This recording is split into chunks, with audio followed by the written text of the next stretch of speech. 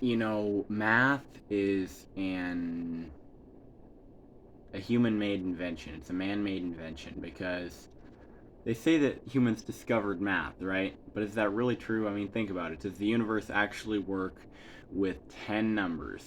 0, 1, 2, 3, 4, 5, 6, 7, 8, and 9. Uh, that's obviously based on the fact that we have 10 fingers. But numbers in the first place.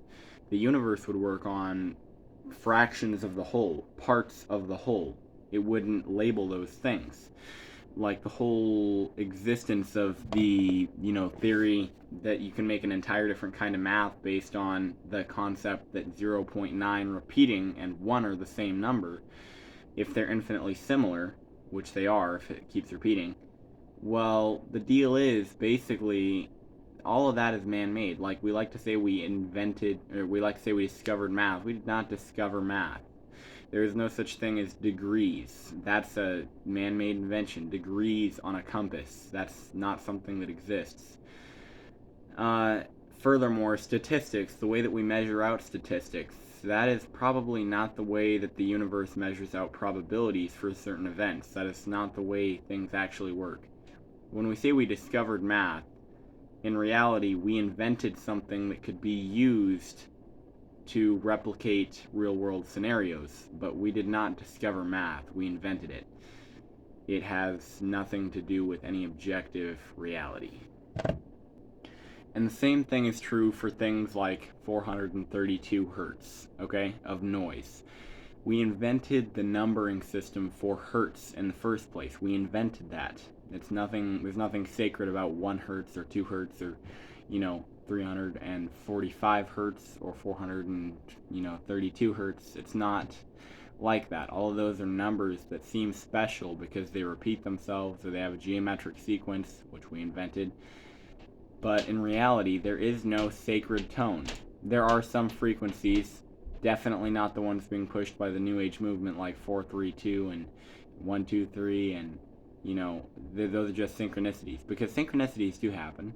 All right, you can observe synchronicities happening, but with these numbers that we label, they have nothing to do with the numbers of hertz as to what our body needs. Okay, so there are healing frequencies, but they are not going to look like 432 or 123 or 1111 or anything like that. That's preposterous. Now back to levels of degrees. We made all of these degrees around a certain number of parts that we divided a circle into, and we declared that the way of doing things by placing the corner at the middle of the circle and, making the edge that way. So people look at things like the numbers on the sides of a, polygon or a polygram, and they'll add up those numbers and put it through all sorts of numerology and turn it into, letters and all sorts of different alphabets, trying to find the meaning of geometrical signals. And in reality, the geometrical signals and geometrical, shapes mean nothing. They are essentially meaningless. Well, this is what Carl Jung was talking about when he said that God, or the spirit of the depths, or the true nature of reality, it sinks into meaninglessness. From that meaninglessness, it gains meaning. It gains too much meaning. People get solidified in that, and it must sink into meaningless again. Okay? So that's what's happening now. Is the concept of God has to sink into meaninglessness, which is why the New Age movement exists in the first place, is to allow this concept to sink into meaninglessness. And then it's going to become too meaningful. The new religions will develop. They must be torn down. And it will have to sink into meaninglessness again after that happens, constantly going like this, okay?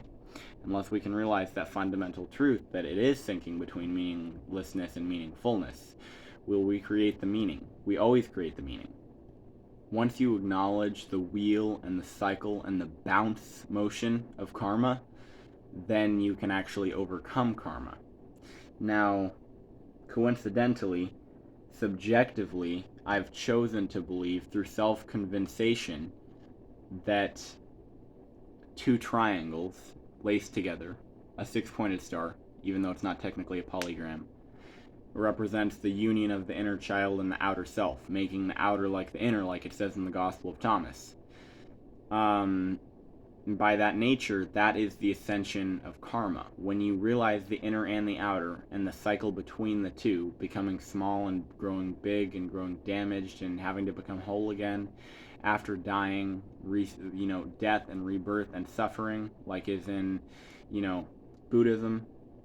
Once you realize that, then you can ascend that karmic cycle. If we can realize all the cycles in the world, or rather just the major cycle that persists among the world, then we can have the union of meaninglessness and order, chaos and order. Once this happens, religion and non-religion can exist coercibly. The world can be at peace after this happens. You see, the thing is, with everything, like creating meaning in math, we create the meaning in shapes, we create the meaning in words, the words that we speak, we create the meaning in letters, we create the meaning in sounds, we create the meaning in sacred mantras and sacred names, and we create the meaning of angels and archangels and spiritual beings. We create all of that. None of that is objective. That is created by our minds, and we lend consciousness energy to it. Now, consciousness is a form of energy, and it is its own form of energy because they've proven it with the double slot experiment, that adding consciousness to an experiment changes its outcome. You cannot change the outcome without adding energy to the experiment, therefore consciousness is energy. We give our energy to all these things and bring them to life that way. We give them part of ourselves. As is in the Apocryphon of John, the fallen angels gave a part of themselves to create our earthly body, and they did not know what they were doing, and we do not know what we are doing when we create everything that we create on a daily basis, because we are the angels, we are the fallen angels, we are the humans, we are God, and we are the demons. Everything that we've created is a picture of ourselves. Everything is reflectional. Nothing has been created from a void in this world. We are everything. The gods did not create humans. Humans created the gods, and therefore the gods created humans because enough humans believed it for that to be the case. So is everything subjective? Yes, everything is subjective. This is what I'm saying, though. Do you realize how much freedom that gives you? Because you can use any set of beliefs that you want to use to achieve whatever goal. Okay? If you believe, and if you focus into the vibration or the frequency, the radio signal of a certain religion, then that religion will show itself as true in your life. Because that's what your paradigm will be. You see, people talk about frequencies. Let's talk about this really quick. Higher vibrational, lower vibrational. It doesn't fucking matter, because the frequency that your favorite radio station exists at doesn't matter. Like, the worst music is not on lower frequency stations, and the best music is on higher frequency stations. That doesn't, no. The stations gain their program from whatever they're being programmed with. And my PlayStation is spying on me again. Like, it's turning the microphone on again. I don't want that. Fucking shit. Okay. Anyway, got that done. Basically, whatever program that you tap into, whatever application you download, that is the energy that that is that is what your mind will be connected to, like an Ethernet cable. This means that you have all sovereignty. This means that if you want a new paradigm, you can create it. And if you want to use a different paradigm, you can use it. If you can simply get better, not at raising your vibration, but at changing it. Changing your tune to fit a new program so you can use all the programs to your advantage. Okay? So essentially, stop believing in right and wrong and good and evil and right and left and space itself, because space is a lie. Because if you compare the finite to anything infinite, it will always be the same ratio. Anything finite, whether it's a piece of sand, or the Empire State Building, or the whole Earth, or the whole universe, compared to infinity, it will be an equally small speck. There is no such thing as space. Space exists as a singularity, as a single point, but it can infinitely get smaller. That's what the universe is in the process of doing, is infinitely getting smaller and infinitely getting bigger. There's no such thing as space in the first place. Okay? There's no such thing as time either. Because again, if you compare a finite amount of time to an infinite amount of time, it's always the same ratio. Now, if you compare a big amount of time to a small amount of time, that's totally subjective as well, so keep that in mind. 1,000 years could be a small amount of time compared to 10 quintillion years, or septillion years. The point is everything is subjective. Space is subjective. If you're as big as Jupiter, then, Earth is a snack. You just eat the Earth, and it's like, yum, Earth. Okay?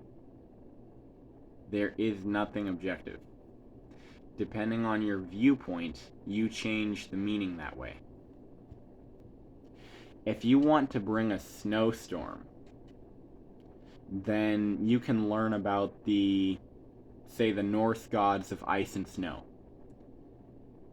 And you can invoke them, invoke their programs. Their programs still exist. There's still a whole cloud of consciousness energy within all of these archaic and old traditions. That's why ritual magic works in the first place, is because these people are kind of draining what's left out of well, actually, they're not draining it. There's nothing to drain. These people are actually using the leftover consciousness cloud that's left from all these old traditions that aren't practiced anymore. That's the whole reason ritual magic works. And basically, anything that holds consciousness energy, that holds people's attention, is something that you can use. Oh, fucking PlayStation, goddamn motherfucker.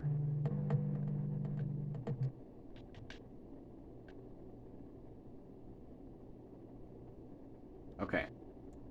So, keeps wanting to spy on me. I don't know if it thinks I'm saying PlayStation, or that obviously doesn't trigger it. Something is triggering it. Anyway.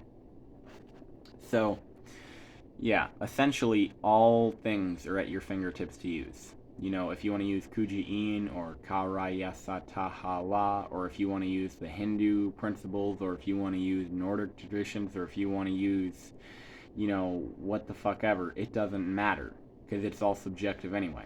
So, yeah, this is everything is subjective. I hope you enjoyed this video. Leave a like, subscribe, comment, and share. Goodbye.